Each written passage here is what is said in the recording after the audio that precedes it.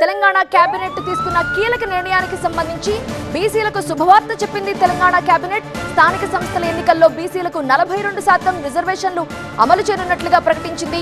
42% BC కోటాకి cabinet ఆమోదించిందని వెల్లడించారు మంత్రి పొంగులేటి. న్యాయపరమైన చిక్కులు లేకుండా ఆర్డినెన్స్ తీసుకురానున్నట్లుగా చెప్పారు. విజయవంతంగా రాష్ట్రంలో కులగణన చేశామని, అంతే విజయవంతంగా బీసీ రిజర్వేషన్లతో ఎన్నికలకు వెళతామన్నారు పొంగులేటి.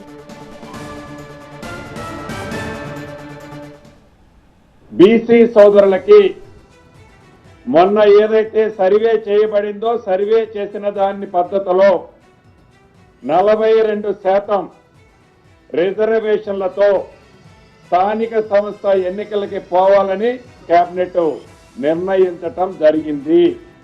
ఈ 42%ని ఇంప్లిమెంట్ చేయటం కోసం ఆర్డినెన్స్ ద్వారా ఆ చట్టాన్ని కూడా సవరించే విధంగా కేబినెట్ ఆమోదించడం జరిగింది.